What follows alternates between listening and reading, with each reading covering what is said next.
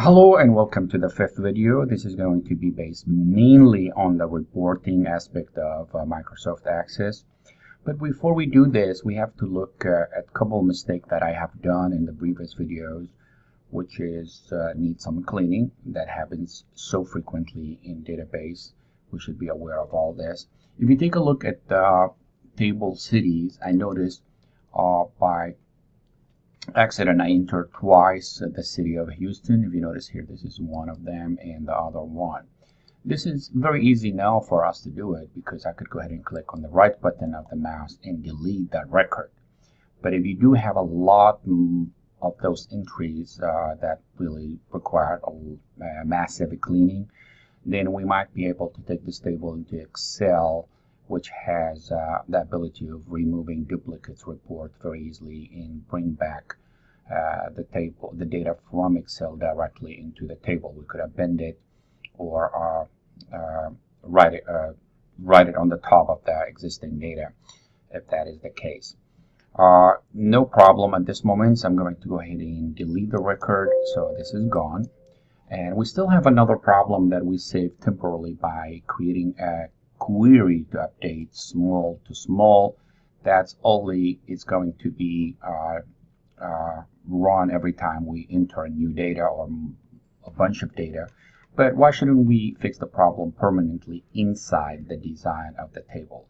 If you notice, I had a problem with the fact that I did prevent adding another items because I limited the list to those values. So I'm going to go ahead and do the following. I'm going to go to the table design. As you notice, it changed it to the design view, and I'm going to click on the size, if you notice, and there is an option here in the field properties, the lookup, and we will be dealing with those in the future. But as you notice here, I could go ahead and change the order with the right spelling. That happens to be SMALL, and that should fix the problem from now on for future entries.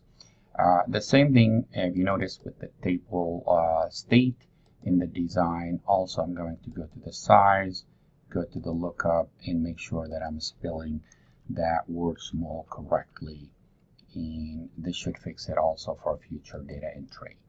Okay, so I'm going to go ahead and close those. Both of them are saved, and this is also going to ask me to save it because it changed on the design, and now anytime I enter a data, it's going to be with the right spelling.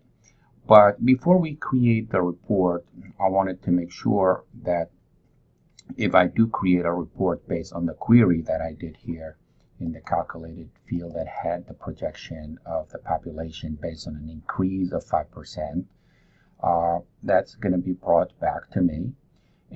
But I want to make something also a little bit more interesting on the query.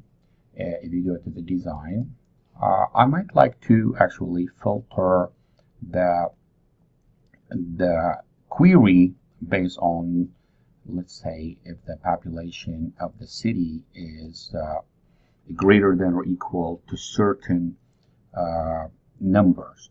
So if I say here greater than or equal, let's say, to 1 million, okay, it's going to only show me those cities that have more than 1 million. So this is a query, but this is called a query that based on a condition that the fact that the projection must be actually the size of the population should be greater than or equal to 1 million. It's not the projection of the size, the city of the population. And we could go ahead and create, if you notice, population of the city. We could add another one, but we're going to discuss this in much more details later. The only thing that I wanted to do in this case, if I do have no specific value in mind to start the query, then I'm going to be creating what we call parameter query, which is going to be between two brackets, and I will actually enter a message here, enter the population of the city. So, of course, because I had the greater than or equal to, it's going to ask me to enter the value. Then it's going to apply the greater than or equal to. So that really gives me more dynamic approach to the query when I run it. Before it runs the query, which is going to be based with the foundation for the report. If I put anything, if I put 500,000, then it's going to only pick up those cities that have more than or equal to 500,000. If you notice here, Austin has been picked up as this. I'm going to leave this, and you will see how it's actually going to be brought with along with me to the report when I design it. So I'm going to close this, and it's going to ask me to save the design. When I go to the I'm going to be actually making two reports. I'm going to create a report that is going to be based on report by wizard, and I'm going to base it on the same query. Here we go. This is the query. All that hard work we did in the query is going to be brought back with me. I'm going to go ahead and say next, and I'm going to put the state on the top, of course. Next, next, and maybe I would like to sort it by the city name because we have multiple city names for each. You want to set it by city name, then the crime rate, or by the size population. You could do that as well. If you have like multiple cities that start with the letter A, then it's going to sort them, then sort the size. And we're going to go ahead and make it a landscape so we could have more room to play with. Of course, here I'm going to change it to RPT. Okay, I'm going to call it here parameters query based on the population of the city, based on the population on the city population. Okay, and we're going to go ahead and when I say finish, it's not going to show me anything until I enter the data that is waiting for me before it actually do it. Let's say I wanted to have it with greater than or equal to 500,000 when it comes to the population of the city. And here we go. It's just going to print that, show me that based on the criteria that I put. Notice that all the cities should have a population that is greater than 500,000. Of course, there is a lot of tweaking need to be done, which is I'm going to immediately close the print the preview and go to the layout view, and of course it's going to ask me again to go ahead and do it. And I'm going to go ahead and say here, first of all, let's go ahead and name it as it's supposed to be named, like a human being can read it. So here we go. Okay, the city population, and in a second I will be able to also adjust the, here we go. All right, and also this is misspelled. So this one here, as you notice here, that's table, I will say state population.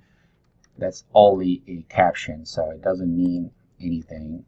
I'm not changing really basically the actual name. That should be very careful left in the design. In the design where we could really mess up things if we're not aware of what we're doing. Anyway, this is basically, as you notice, a report that could show me the state along with the city that has a population greater than or equal to 500,000.